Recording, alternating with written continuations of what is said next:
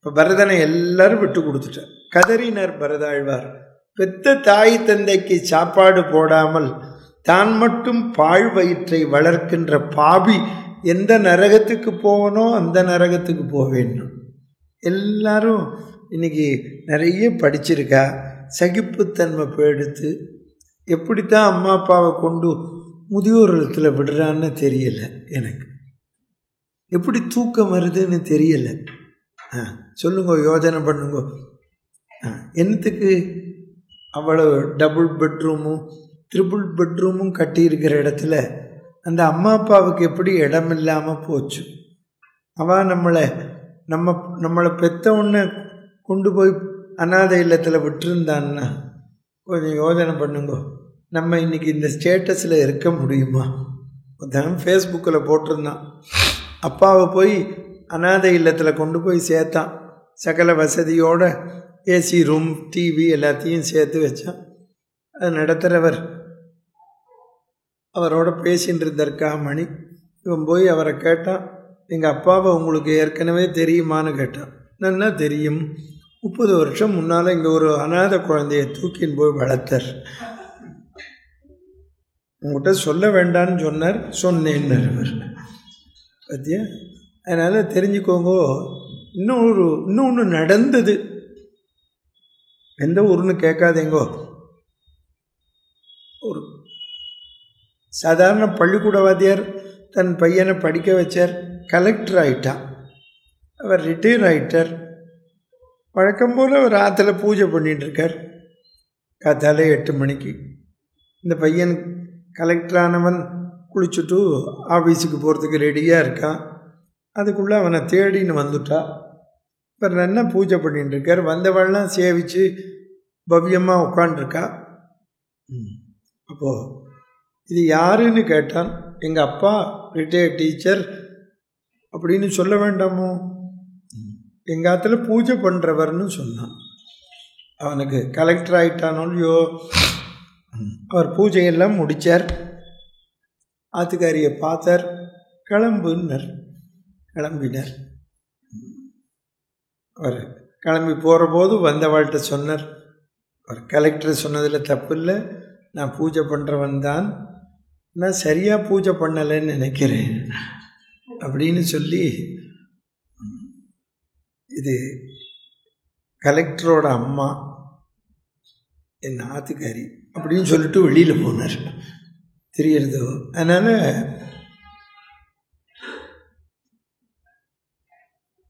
அம்மா அப்பா ஒரு பையன் வந்து சொன்னான், ரொம்ப படுத்துறா வயசாகி. நம்ம சின்ன வயசில் என்ன பண்ணோம்? ரொம்ப சின்ன வயசில் அப்படியே அலுங்காமல் அம்மா அப்பா சொல்கிறத கேட்டு ரொம்ப சமத்தாக இருந்தோமோ? யோசனை பண்ணிப்பார். நீ செகண்ட் சைல்டு கூடுன்னு பேர். 60 வயசுக்கு பிறமே 2வது குழந்தை பருவம். பேசினதையே பேசுவா. அதில் பியூட்டி என்னன்னு கேட்டால், அப்பெல்லாம் 4 பேர், இப்போ ஒரே பையன் ஒரே பொண்ணு தான். பக்கத்தில் இருக்கிறவாளை கேட்க மாட்டா, ஊரில் இல்லாதவாளை தான் கேட்பா. என்றைக்கு வரான் என்றைக்கு போகிறான்னு கேட்பா. நம்ம பொறுமையாக தான் சொல்லணும். நீ என்ன கேட்கலையேன்னு சொல்லக்கூடாது. நீ தான் இருக்கே பக்கத்தில், அதனால கேட்கல, அப்படி எடுத்துக்கணும்.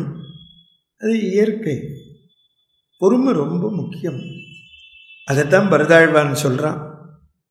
பசுமாட்டு கண்ணுக்குட்டி இறந்தவுடன் அந்த கண்ணுக்குட்டியை இல்லாமல் பாலை ஒட்ட ஒட்ட கறந்தவன் விற்றவன் போகிற நரகத்துக்கு போவேன்னா, பொய் சாட்சி சொன்னவன், போருக்கு பயந்தவன், நிறைய சொல்கிறான்.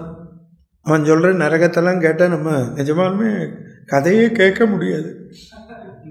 நம்ம எல்லாரும் அவ்வளவு அக்கிரமம் பண்ணுறோம். தசரதனுக்கு கர்மா பண்ண போனான். அவனை ஒரு கை தடுத்தது.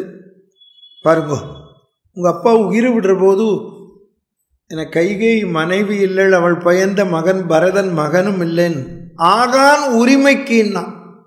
ஆம்பளை குழந்தைக்கு இருக்கிற ஒரே உரிமை அதுதான். ஆமாம், ஆம்பளை குழந்தை இல்லைன்னா என்ன பண்ணுறதுன்னா, பொண்ணோட பையனுக்கு முழு உரிமை உண்டு. தௌஹித்திரன் மற்றவாளுக்கெல்லாம் கிடையாது, அவனுக்கு தான் உண்டு. பொண்ணோட பையனுக்கு முழு உரிமை. ஒத்துரிமை இல்லை, என்ன சார் பண்ணுறதுன்னா 6 வேணாலும் 6க்கு வேணாலும் கர்மா பண்ணலாம். இப்போ மாலையபட்சம் வருது. மாலையபட்சத்தில் எல்லார் பேரையும் தானே சொல்கிறோம் காரூணிக்க பித்திருன்னு. எல்லாருக்கும் சொல்லலாம், யார் வேணாலும் யாருக்கு வேணாலும் பண்ணலாம். கர்மா பண்ணாமல் இருக்கக்கூடாது. நம்ம மதத்திலேயே முக்கியம், நீங்கள் கல்யாணத்துக்கு போகிறீங்களோ இல்லையோ இதுக்கு போகணும். யாராவது ரொம்ப பேர் தப்பு பண்ணுறீள், உறவுக்கார போனால் அவளுக்கு குழந்தைகள் இல்லைன்னா பயப்படுறீள், நம்ம தலையில் விழுந்துருமோன்னு. தைரியமாக போகணும், நான் பண்ணுறேன்னு சொல்லணும். ஆமாம், குழந்தைகள் இல்லாதவாளுக்கு நம்ம தான் தெம்பு சொல்லணும். நீ கவலைப்படாதே, கவலைப்படாமல் செத்துப்போ, நான் ஒன்றை எல்லாம் பண்ணுறேன்னு சொல்லணும். ஆமாம், அதை நீங்கள் புரிஞ்சுக்கணும். நம்ம அநாத பிரேத சம்ஸ்காரக அஸ்வமேத பலம் லபேத்துன்னு இருக்கு. நம்ம ஆதரவு இல்லாதவாளுக்கு கர்மா பண்ணோம்னா அஸ்வமேத யாகம் பண்ண புண்ணியம். ராமன் ஜட்டாயுக்கு பண்ணார். ராவணன் கீழே விழுந்தவுடனே விபீஷணனை கர்மா பண்ணுன்னர். அவன் அயோக்கியன்னா, அயோக்கியன் யோக்கியன்னா உயிர் இருக்கிற வரைக்கும் தான். நீ பண்ணுறியா இல்லை நான் பூனலை இடம் போட்டுக்கிட்டுமான்னு கேட்டார் ராமர். நான் பண்ணுறேன்னு. அதனால் எல்லோரும் தெரிஞ்சுக்கணும், தர்மத்தை தெரிஞ்சுக்கோங்க. பரதாழ்வான் கதறினா, சத்ருக்னனை வச்சு கர்மா நடந்தது. 4 பையனை பெற்றவனுக்கு ஒரு பையன், யாரோ ஒரு பையன்தான் பண்ணான். 2 பேர் வெளியூர் போயிட்டா ஒருத்தனை பண்ணப்படாதுன்னு விட்டான்.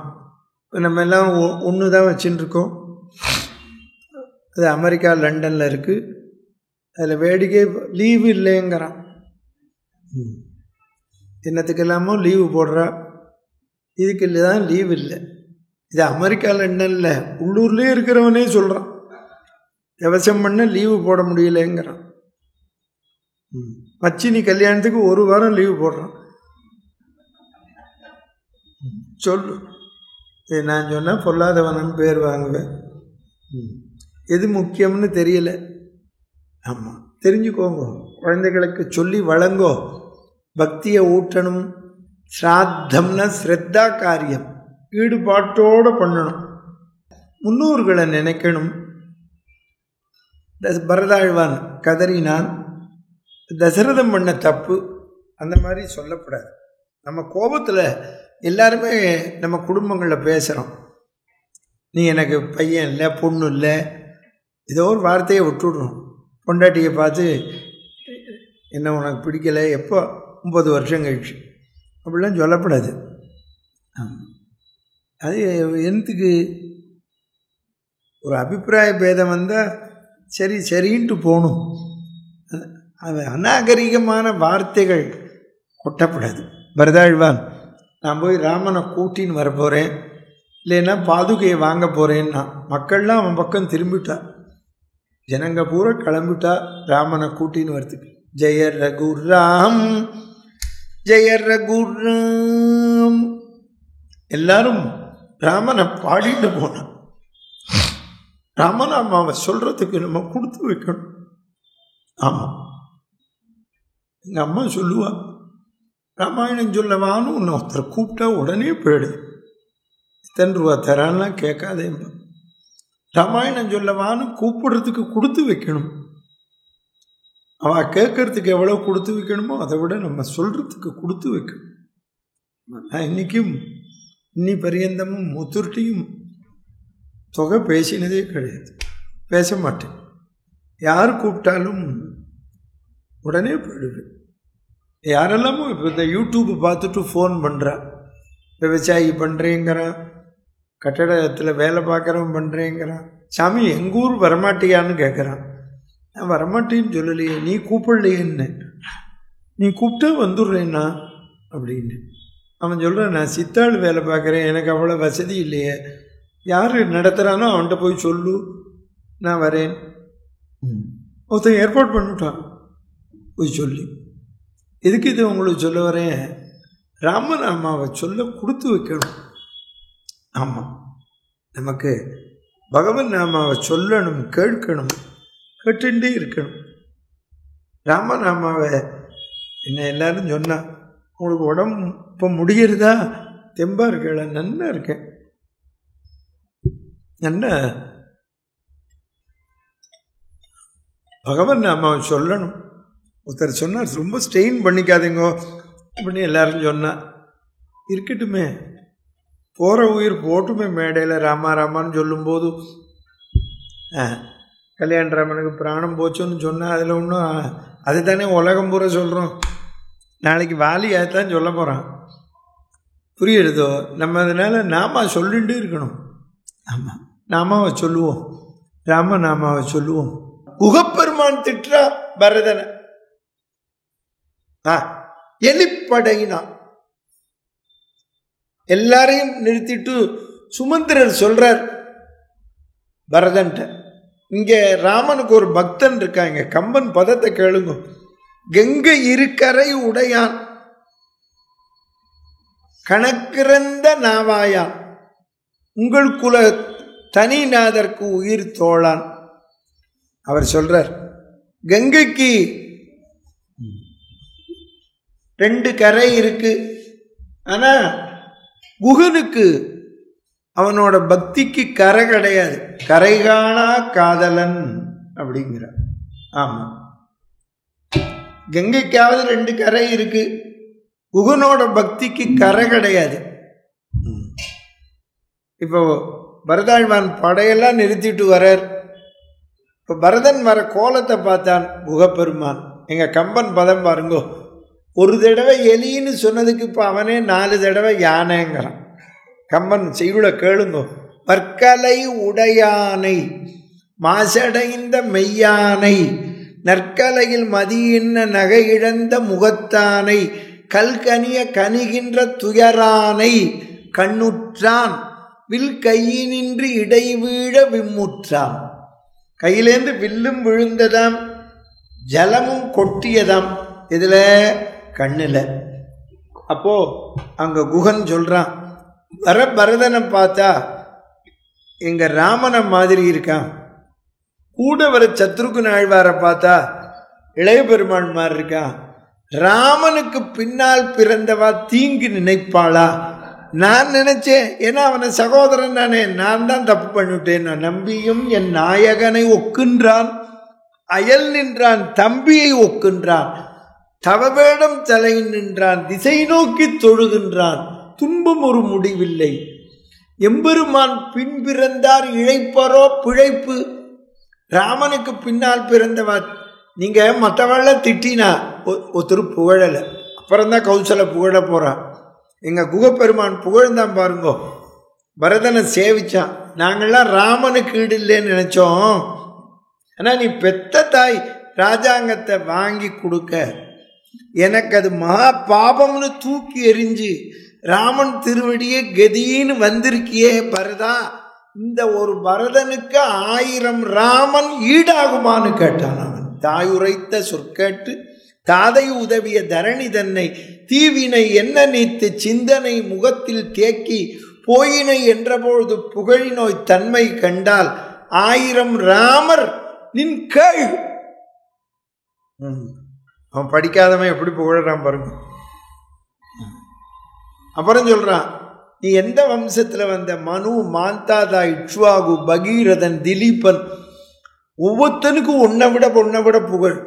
இந்த 0 வாட் பல்பு இருட்ட போக்கும் ராத்திரி, 60 வாட்ஸ் அதை விட இருட்ட போக்கும், 100 watts tube light, mercury light, sodium light, ஒன்றை விட ஒன்று ஒஸ்தி. ஆனால் இந்த பொழுது விடிஞ்சு சூரியன் வந்த உடனே எல்லா விளக்கோட ஒளியும் மொத்தமாக மங்கி போயிடும்.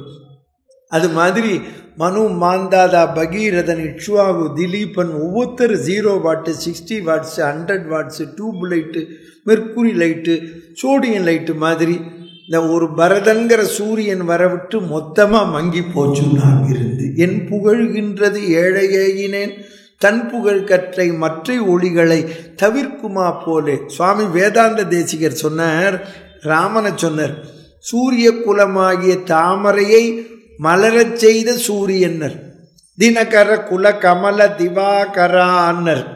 ஆனால் இங்கே கம்பன் என்ன சொல்கிறான், பரதனை சூரிய குலத்தில் உதித்த சூரியன்னர். அதனால தெரிஞ்சுக்கோங்க, உதய சூரியனாலே பரதாழ்வான் தான்.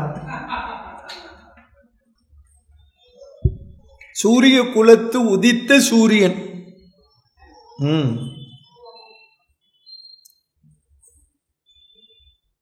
ஆச்சரியப்படுறார்.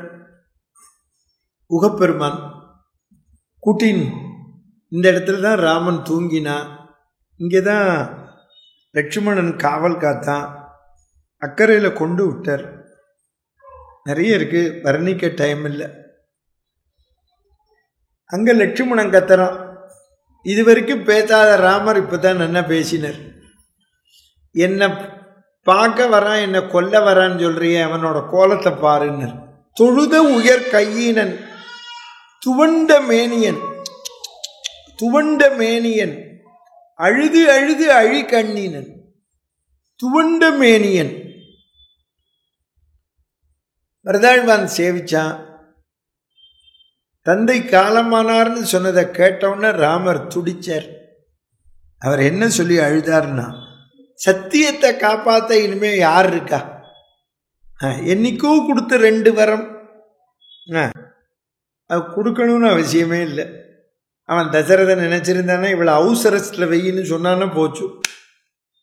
ஆமாம், ஒரு வினாடி தான் இவளை உள்ள வெயிடான்னு. ராமன் பதவி ஏற்றுக்கிற வரைக்கும், ராமன் பதவி ஏற்றினவுடனே ரிலீஸ் பண்ணுன்னு சொன்னான்னு வச்சுக்கோங்க, யாருக்கு தெரியும் சொல்லு. ராமனே கேட்டான்னு வச்சுக்கோங்க, எங்கள் அம்மா கைகை எங்கேன்னு, அவளுக்கு உடம்பு சரியில்லை, நீ பதவி ஏற்றுக்கோன்னானா எழுத்து பேச முடியாது, அப்பாவை எழுத்து பேச முடியாது. அதைத்தான் இந்த இடத்துல ராமர் சொன்னார். அந்தோ இனி வாய்மைக்கு யார் உளரோ. சீதை என்ன சொன்னா, எனக்கு கஷ்டம்னா என்னன்னு இப்போத்தான் தெரிஞ்சதுன்னா. புரிஞ்சுதா உங்களுக்கு? பெரியவாள்லாம் நமக்கு இருக்க இருக்க நமக்கு கஷ்டம் தெரியாது. இப்போ என்ன நினைக்கிற, பெரியவாளை கஷ்டம்னு நினைக்கிற. அதுதான் சொல்லிகிட்டே இருக்கோம் உபன்யாசத்தில். அம்மா அப்பா நமக்கு இருக்க இருக்க நமக்கு நம்மளை பற்றி அவனா கவலைப்பட போகிறான். எனக்கு என்ன மனக்கவலை, என் தாய் கன்றோ தினம் தினம் என் கவலைன்னு. எங்கள் அம்மா இருந்தா 92 வயசு. எந்த ஊருக்கு கிளம்பிட்ட கல்யாணம்மா விசாரமாக கேட்குறது அவ தான். இந்த ஓ என்னைக்கு வர, பட்டாபிஷேகம் கழிஞ்சு எந்த ட்ரெயினில் வர, பாண்டியனில் வரேன், மதுரையில் முடிச்சுட்டு. அப்படியா, காத்துருப்பா. என் பொண்ணை கூப்பிட்டு கேட்டா எங்கள் அம்மா, குழந்தை என்னைக்கு வரா அப்படின்னு கேட்டா. என் பொண்ணு கேட்டா, இன்னமும் உனக்கு குழந்தையா பாட்டி அப்படின்னா. ஆமாம், அவன் எத்தனை வயசானா என்ன குழந்தை, நீ அவனுக்கு குழந்தை. இப்போ இல்லையே கேட்கறதுக்கு, சொல்லு. என்ன யோஜனை. உபன்யாசத்துக்கு போகிற இடத்துலையே வயசானவள்லாம் உபன்யாசத்துக்கு வருவா. திருப்பி நான் 2ஆம் தடவை போகிற போதும் அவள்லாம் வருவா. சௌக்கியமாக இருக்கேளா அப்படின்னு வந்து கேட்குற போது நமக்கு சந்தோஷமாக இருக்கு. அவள் நான் இந்த வருஷமும் ஏற்பாடு பண்ணியான்னு கேட்டிருந்தேன் 10 நாள் முன்னால், நீங்கள் தான் வரேன்னு சொன்னால் சந்தோஷமாக இருக்குது அப்படின்னு கூப்பிட்டுட்டு, ஒரு நாள் நம்மாத்த சாப்பிட வந்துருங்கோ, உங்களுக்கு வத்த குழம்பு பண்ணித்தரேன் அப்படிம்பா அந்த பாட்டி. அது நமக்கு வந்து எவ்வளவு, இந்த பாருங்க, இன்றைக்கே ஃபோன் வந்துருத்து. 7ஆம் தேதியிலேருந்து பவானியில் உபன்யாசம், 6ஆம் தேதி ட்ரெயினில் வரேள், ராத்திரி டிஃபன் பண்ணி வைக்கணுமோ இல்லையோ, அப்படி என்ன டிஃபன் பண்ணணும்னு கேட்குறேன். நான் ஜோக் அடித்தேன், இன்றைக்கே பண்ணி வச்சுடாதீங்க மாமி அப்படின்னு. அப்போது சிரிச்சா. எதுக்கு சொல்ல வரேன், நம்மளை விட வயசில் பெரியவா இருக்க நம்ம எந்த கவலையும் பட வேண்டாம். நம்ம பாட்டு குழந்தையாக இருக்கலாம். நமக்கு நம்மளை ஒருத்தர் பார்த்துக்கிறான்னாலே நம்ம எதுக்கு கவலை பண்ணும். நான் நீட்டாகவே இருக்க மாட்டேன். என்னை சுற்றி பார்த்தேன்னா புஸ்தகமாக இருக்கும், படிப்பேன், அப்படியே வச்சுருவேன். கொண்டு அந்த இடத்துல வைக்கணும்னு தோணாது. திடீர்னு எடுத்து வைப்பேன், திடீர்னு எல்லாத்தையும் வச்சுப்பேன். அப்படி அப்படியே இருக்கும். சந்தியாவந்தனம் பண்ணுறேன்னா இந்த பஞ்சபாத்திர உதிரணி தம்பாளம் ஓபிசெல்லாம் அங்கேயே இருக்கும். ஆமாம், அங்கேயே பண்ணுவேன், அப்படியே வச்சுருவேன். எல்லாம் பண்ணுவேன், சாப்பிடுவேன், அப்படியே படுத்துட்டுருவேன். ஆத்துக்கறி எல்லாம் அப்பா செஞ்சார். அப்புறம் எங்கள் அண்ணா செஞ்சா, இப்போ ஆத்துக்கறி செய்கிறா. ஆத்துக்கறி ஒரு நாள் ஒரு நாள் கோச்சிக்கிறா. இதை எடுத்து வைக்கப்படாதா? டீயை குடிச்சிட்டு டம்ளரை இங்கேயே இருக்கே, இந்த ஜிங்கில் போடப்படாதாங்கிறார். நமக்கு அதுக்கு பொறுமை இல்லை. திடீர்னு ஒரு நாள் நான் போய் போடுவேன், தேய்ப்பேன், எல்லாம் பண்ணுவேன். அது ஒரு மூடு. அதான் முக்கால்வாசி பண்ண மாட்டேன், ஏதோ 1/4% பண்ணுவேன். எங்கள் அண்ணா இருந்து அவன் செத்து போயிட்டான். எனக்கு எல்லாம் பண்ணுவான், புஸ்தகத்தெல்லாம் அடுக்கி வைப்பான். இவன் ஒருத்தன் ஊருக்குத்தான் ராமாயணம், இவன் ஒன்றும் கடைப்பிடிக்கிறது இல்லை, அப்படி கத்தின்ண்டே செய்வான். சரி நான் போய் நான் எடுத்து வைக்கிறேன்னு, வேண்டாம் வேண்டாம் நாங்களே பண்ணுறோம், நீ போய் உட்காந்து படி அப்படிமா. எதுக்கு சொல்கிறேன்னா, நம்மளை விட பெரியவா இருக்க நம்ம கொடுத்து வச்சுருக்கோம். அதை இன்றைக்கி இளைஞர்களுக்கெல்லாம் புகுத்துங்க, சொல்லி கொடுங்க, அதுதான் முக்கியம். பரதன் நாட்டை உங்கள்கிட்ட ஒப்படைக்கிறேன், ராமர் சொன்னார் திருப்பி வச்சுக்கோ, 14 வருஷம் கழிச்சு வாங்கிக்கிறேன்னர். உங்கள் திருவடியை கொடுங்கன்னார். பாதுகையை வாங்கிட்டார். பாதுகா சகசிரம்னு 1008 பாட்டு எழுதுறார் சுவாமி தேசிகன். ரெங்கநாதன் பாதுகன் அவர் சொல்கிறார், ஆகாசத்தை பேப்பராக எடுத்துக்கணுமா, 7 சமுத்திரத்தில் இருக்கிற ஜலத்தை இங்கா எடுத்துக்கணுமா, 1000 நாவு படைத்த ஆதிசேஷனாலேயே சொல்ல முடியாதாம், ரெங்கநாதா நீயே சொல்லுன்னர். ஆகாசத்தை பேப்பராக எடுத்துக்கணும், சமுத்திர ஜலத்தை இங்கா எடுத்துக்கணும். பேனாவுக்கு எங்கே போவேன்னர், பேனாவுக்கு திண்டாடினர் யாரு, சுவாமி தேசிகன். அதனால தான் இப்போ பேனா வைக்கிறேங்கிற.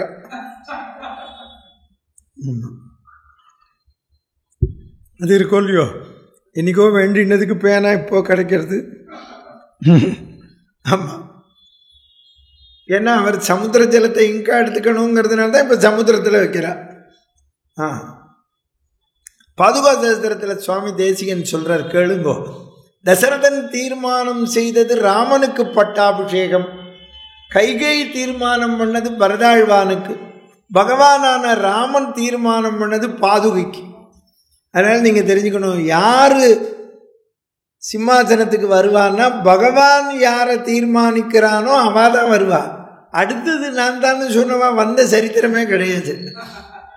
அதே இருக்கோல்லையோ, பகவான் தான். இது நான் சொல்லலை சார், கடவுளே இல்லைங்கிற அவளே கடைசியில் என்ன சொல்கிறான், மக்கள் தீர்ப்பு மகேசன் தீர்ப்புங்கிறா. இந்த மகேசன் எங்கேருந்து வந்தான்னே தெரியல. ஆமாம், இந்த பாதுகையை தலையில் வச்சுட்டார், சகல பாபம் போச்சு. பரதாழ்வான நிந்திச்சவும் பூரா பாராட்டினான். சுவாமி தேசிகன் சொல்கிறார், பிரணத பரத மகுடதட சுகடித பாதுகா கிரேயாபிஷேக நிர்வர்த்தித சர்வலோக யோகக்ஷேமா. ரகுவீர கத்தியத்தில் சொல்கிறார், சர்வலோகத்துக்கு யோகக்ஷேமமா தலையில் வச்சுட்டதில்ல. தலையில் வச்சுன்னு வந்தார் பாதுகையை. இந்த பாதுகையை வச்சுன்ன உடனே அவர் சொல்கிறார், இந்த சிங்கம் இருக்கே, அந்த பாதுகைக்கு என்ன விளக்கம் கொடுத்தார் அப்படின்னா, சீதையை விட உசந்த பத்தினின்னர். அது என்ன சார் சீதையை விடனா, சீதைக்கு 100 மார்க்குன்னா பாதுகைக்கு 110 மார்க். ஏன்னர், நான் காட்டுக்கு போகிறேன் நீ வராதேன்னா, சீதை வருவேன்னா பூச்சு மார்க். இப்போ காட்டுக்கு பாதுகையை போட்டுன்னு வந்தார், சித்திரக்கூட வந்தோன்னா பரதனோட போனார். வான போது போட்டுன்னு கூட போச்சான் பாதுகை, பரதனோட போனோன்னு திரும்பி போச்சான், எழுத்து பேசலையாம், அதனால ஒசந்த பத்தினியாம். பெண்டிற்கு லட்சணம் என்னென்னா எழுத்து பேசக்கூடாதாம், பெண்டிற்கழகு எதிர் பேசாதிருத்தல் அப்படின்னு ஒரு பொம்பளை தான் சொன்னான், நாங்கள்லாம் சொல்லலை. எதிர் நின்று பேசும் மனையாளின் பேய் நன்றுன்னா. ஆமாம், எழுத்து பேசுகிற ஆத்துக்காரிக்கு பேசுகிறப்போ தான் தெரியறது யாரை பண்ணிட்டு இருக்கோம்னு. அப்போது இந்த சிங்கம் இருக்கே, பொழுது பிடிஞ்ச உடனே வேட்டையாடுறதுக்கு போகும், யானையோட சண்டை போட போகும், கூடவே மனைவி சிங்கம் போகுமாம், எப்படி சண்டை போடுறான்னு பார்க்குமாம். குட்டி சிங்கம் ஞாபகம் வருமாம், திரும்பி வந்துடும். இந்த குட்டியெல்லாம் குழந்தை, நம்ம அதில் குழந்தை இருக்குது பாருங்கோ, எழுந்திருக்கிற போது அம்மாவை பார்த்தா தான் அழாமல் எழுந்திருக்கும். அடுத்த கிரேடு தான் அப்பா, பாக்கி பேரெல்லாம் கிடையாது, அழும். அது மாதிரி அயோத்திங்கிற குகையிலேருந்து ராமன்கிற ஆண் சிங்கம் கிளம்பி ராவணன்கிற யானையோடு சண்டை போட போச்சாம். கூடவே மனைவிங்கிற பாதுக சிங்கம் போச்சாம். சித்திரக்கூடம் போனவுடனே பரதன்கிற குட்டி சிங்கம் ஞாபகம் வந்ததாக திரும்பி வந்துருத்துனார் சுவாமி தேசிகன். அங்கிருந்து பாதுகையை அந்த திருவடியை சிம்மாசனத்தில் வச்சு பூஜை பண்ணார், திருமஞ்சனம் பண்ணார், திருவாராதனம் பண்ணி பூவெல்லாம் போட்டார். பூவெல்லாம் போட்ட உடனே இப்போ கிரீடம் சூட்டணும், பாதுகைக்கு பட்டாபிஷேகம் பண்ணணும். வசிஷ்டத்தை கொடுத்தான் பரதன். அவர் தானே பட்டாபிஷேகம் பண்ணணும், குரு நீங்கள் பட்டாபிஷேகம் பண்ணுங்கன்னார். இந்த கிரீடத்தை வாங்கினோடனே வசிஷ்டர் கை நடுங்கித்து கண்ணில் ஜலம் விட்டார். பரதா, இன்னி வரைக்கும் இந்த சூரிய வம்சத்தில் வந்தவா சிம்மாசனத்தில் உட்கார்ந்த போது அடியேன் தான் பட்டாபிஷேகம் பண்ணேன். நாளைக்கு 14 வருஷம் கழிச்சு ராமன் வந்த உடனே அடியேன் தான் முடி சூட்ட போகிறேன். ஆனால் இந்த பாதுகைக்கு பட்டாபிஷேகம் பண்ணுற அருகதை எனக்கு இல்லை. ஏன்னா நான் குலகுருங்கிற பதவியை விடாமல் வச்சுட்டு இருக்கேன். நீ வந்த பதவியை வேண்டான்னு தூக்கி எறிஞ்ச நீ தான் பண்ணணும் பாதுகைக்கு பட்டாபிஷேகம்னு சொன்னார். அதனால் எவ்வளோ பெரிய பக்தி. நீங்கள் இன்றைக்கும் போனால் பார்க்கலாம், அந்த நந்தி கிராமத்தில் பரதன் பூஜை பண்ண பாதுகை இருக்குது, சேவிக்கணும் எல்லாரும் போய் அயோத்தியில். இந்த பாதுகைக்கு தினமும் திருமஞ்சனம் பண்ணுறான். ராமர் இந்த சமுத்திரராஜனை வழிவிட சொன்னார். முதல்ல இன்றைக்கே சொல்கிறேன், அன்றைக்கி சொல்ல நேரம் இருக்காது. சேது சமுத்திரம் ப்ராஜெக்டுக்கு உண்ணாவிரதம் இருந்தது ராமர் தான். அவர் ஏன் இருந்தார்னா அவர் ஆத்துக்காரியை மீட்கணும், அதனால இருந்தார். புரியுறதோ உங்களுக்கு? அதனால் சிரத்தையாக இருந்தார். திருப்புல்லாணியில் புல்லு மேலே படுத்துட்டார் 7 நாளைக்கு. ராமன் சமுத்திரராஜன் வழி விடலை. ஆமாம், சமுத்திரத்தில் தான் பொண்ணு எடுத்தார். சமுத்திரராஜன் அவருக்கு மாமனார். சமயத்தில் இந்த பொண்டாட்டியை விட மாமனார் படுத்துவான், குடும்பமே படுத்தும் வச்சுக்கோ. ஆமாம், அவன் சமுத்திரராஜன் பிள்ளையும் அம்மையும் வளைச்சுட்டு பானம் போடுறேன்னு அப்படி எடுத்தார் ராமர். எடுத்த போது சமுத்திரராஜா வந்து சேவிச்சான். சேவித்த உடனே அப்போ ராமனை பார்த்து சொல்கிறான், நீ என்னை கொல்ல முடியாது, உன் பானை என்னை கொல்லாதுன்னா. வானரம்லாம் சத்தம் போட்டு சொல்லாதையா, ராவணங்க அதில் விழுந்துட போகிறது, ஏதோ ஒரு வெத்து துப்பாக்கி வச்சுருக்காருன்னு. அப்போ ராமரே கேட்டார், ஏன் கொல்லாதுன்னர். உன்னோட திருவடியை நந்தியம்பதியில் சிம்மாசனத்தில் வச்சு தினமும் திருவாராதனம் பண்ணுறான் பரதாழ்வான், திருமஞ்சனம் பண்ணுறார். அவர் திருமஞ்சனம் பண்ண தீர்த்தம் சரையு நதியில் கலந்து சமுத்திரத்தில் கலக்கிறது. தினமும் உன் திருவடி தீர்த்தத்தை நான் ஆச்சமனம் பண்ணுற போது உன் பானம் கொல்லுமான்னு கேட்டானா. பார்த்தீங்களா, எங்கே லிங்க் பாருங்க. அப்போவே அந்த சமுத்திரம் லங்கையை சேர்ந்திருக்கிற சமுத்திரம், நமக்கும் பங்கு உண்டு. அதனால ஜலம் அங்கே போய் விழருது. அடுத்தாப்பில் சொன்னாங்க இந்த சுவாமி தேசிகன், இந்த திருவடி தலையில வச்சுட்டான். பரதாழ்வான நிந்திச்சவா பூரா வாழ்த்தினான். பார்த்தீங்களா, அவன் எது ஐஸ்வர்யம் என்று காட்டினவன். அந்த ராஜாங்கத்து பதவியை ஏற்றுக்கொண்டிருப்பானே, ஆனால் 14 வினாடி கூட அவனுக்கு புகழ் வந்திருக்காது. இன்னைக்கு நம்ம இங்கே உட்காண்டு என்னைக்கோ வாழ்ந்த பரதாழ்வான இன்னைக்கு சொல்லிட்டு இருக்கோம். நம்ம பாருங்க, எத்தனை லட்சம் வருஷம் முன்னால வாழ்ந்தவன். ஏன் அவனை இன்னைக்கு புகழறோம்? அவன் செயல் புரிஞ்சுதா உங்களுக்கு? எனக்கு இது தேவையில்லை, எனக்கு இந்த ராஜாங்கம் வேண்டாம், எனக்கு ராமனே ஐஸ்வர்யம். சரணமுல்லே நம்மித்தி நீ திவ்ய ಶರಣಮುಲ್ಲೆ ನಮ್ಮಿತಿ ಬಾಗುಗ ನನ್ನೇಲು ಭದ್ರಾಚಲ ರಾಮ ರಮ ದಾಸುಡ ದಾಸುಡ ದಾಸುಡನಿ திவ்ய சரணமுல்லே நம்மித்தி. வள்ளுவர் 10 பாட்டு எழுதினார். அதில் பகவானை சொன்னார். பாக்கி 9 பாட்டில் பாருங்க, திருவடி எப்படி திருவடி எப்படின்னார். நீ படிச்சு என்ன பிரயோஜனம்? பகவான் திருவடியை பிடிக்கலேன்னு சொன்னா பிரயோஜனம் இல்லை. கற்றதனால் ஆயபயன் என்கொள் வாலறிவன் நற்றாள் தொழார் எண்ணி. எவ்வளவு படித்தாலுமே நம்ம இன்னைக்கு பகவான் திருவடியை பிடிக்கலை, பகவான் நாம சொல்லலைன்னா பிரயோஜனமே இல்லை. அதுதான் பரதாழ்வானுக்கு இருந்த கவலை எப்படி போச்சு. நீங்க எல்லாரும் தெரிஞ்சுக்கோங்க, நம்மளோட கவலை போகணும்னா பகவான் காலத்தான் பிடிக்கணும். நீங்க மற்றவாழ்கிட்ட போய் நம்ம கவலையை சொன்னேன்னு வச்சுக்கோங்க, அவன் உட்காந்து கேட்பான். நம்ம அந்தன போனோன்னா இவருக்கு நல்லா வேணும்பான். அம்மா உங்க கவலை யாரும் போக மாட்டான். அதை போல தெரிஞ்சுக்கோங்க, தனக்குவமை இலாதான் தாழ் சேர்ந்தார் கல்லால் மனக்கவலை மாற்றல் அரிது. நம்முடைய கவலை போகணும்னு சொன்னாலே பகவானோட திருவடியை பற்றணும். பற்றுக பற்றற்றான் பற்றினை அப்பற்றினை பற்றுக பற்று விடற்கு. எவன் மீதும் யார் நம்மாழ்வார் சொன்னார், அற்றது பற்றெனில் உற்றது வீடுன்னர். கடைசியில் சொல்றார், பிறவி பெருங்கடல் நீந்துவர் நீந்தார் இறைவன் அடி சேராதார். முதல்ல ஆதார் கார்டு கொண்டு வந்ததே வள்ளுவர் தான் தெரியுமோ. இறைவனடி சேராதார் அதில் என்ன இருக்கு பாருங்க. ஆதார் சொல்றார், புரியுறதோ? ஆமா. அதனால பகவானோட திருவடி, அதுலேருந்து அடியன்னு சொல்ற வழக்கம் அதுதான். நம்ம பகவானோட திருவடியை பிடிக்கணும். அது எப்படி பிடிக்கிறது? நம்மளை பிறக்கிறதுக்கு முன்னாலே, நம்ம பிறக்கிற போதே இதுதான் அம்மா, இதுதான் அப்பா, மாமா, சித்தப்பா, அத்தை, அதெல்லாம் படைச்சுட்டான். நம்ம யாரையும் படைக்கலை, அவன் ஆல்ரெடி படைச்சு வச்சிருக்கான். அதனால தான் நம்ம இந்த சம்சார சாகரத்தில் குதிக்கிறோம். பிறவி பெருங்கடல், அது இல்லற கடல். குதிக்கிற போது பெரிய கப்பலில் குதிக்கிறோம், அதுக்கு பேர் ரிலேஷன்ஷிப்பு. அதுக்கப்புறமா ஸ்கூல் காலேஜுக்கு போகிறோம், அங்கே ஃப்ரெண்டோட எல்லாரையும் பழகிறோம், அது ஃப்ரெண்ட்ஷிப்பு. ஆமாம். அதுக்கப்புறம் ஆத்துக்காரி ஒரு ஷிப்பு கொண்டா, அதுக்கு பேர் பார்ட்னர்ஷிப்பு. இந்த 3 ஷிப்பில் மாறி மாறி ட்ராவல் பண்ணுறோம். அது பெரிய டேஞ்சர் பண்ணிட்டு இருக்கோம்.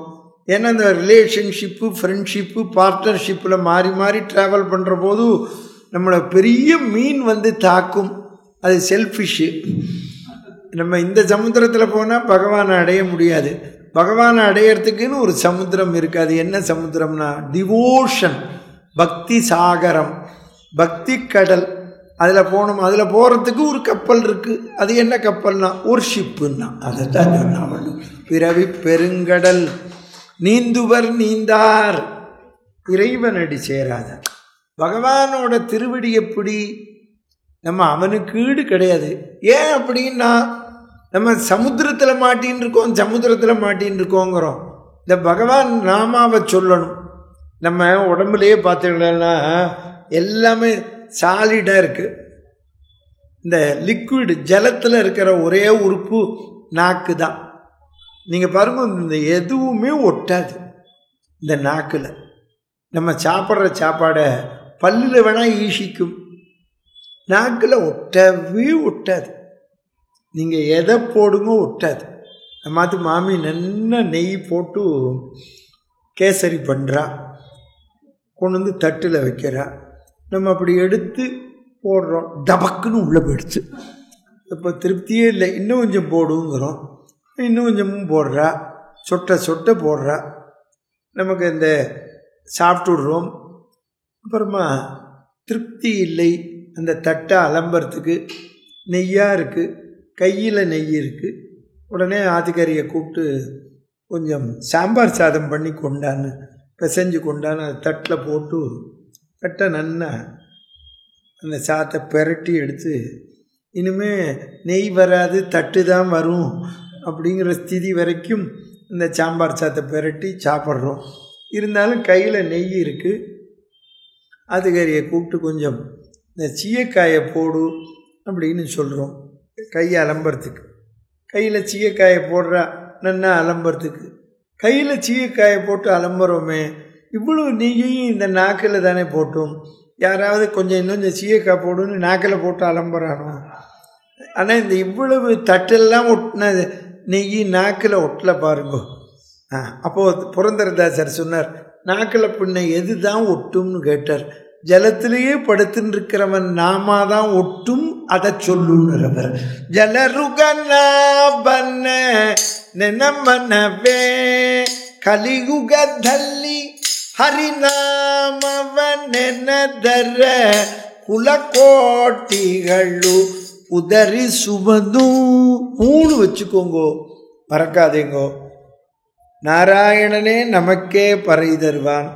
பையத்துகின்ற பரமன் அடிபாடி ஓங்கி உலகளந்த உத்தமன் பேர்பாடி. இப்போ அங்கேருந்து வரணும். உத்தமன் பேர்பாடி உத்தமன் நாமாவை சொல்லி அவன் திருவடியை பிடிச்சா அவன் கிடைப்பான். இதுதான் வாழ்ந்து காண்பித்தவர் பரதாழ்வான். எதுவும் நிலையற்றது, அவன் ஒருவன்தான் நிலையானவன், பாக்கி எல்லாரும் நிலை இல்லாதவான்னு சொன்னார்.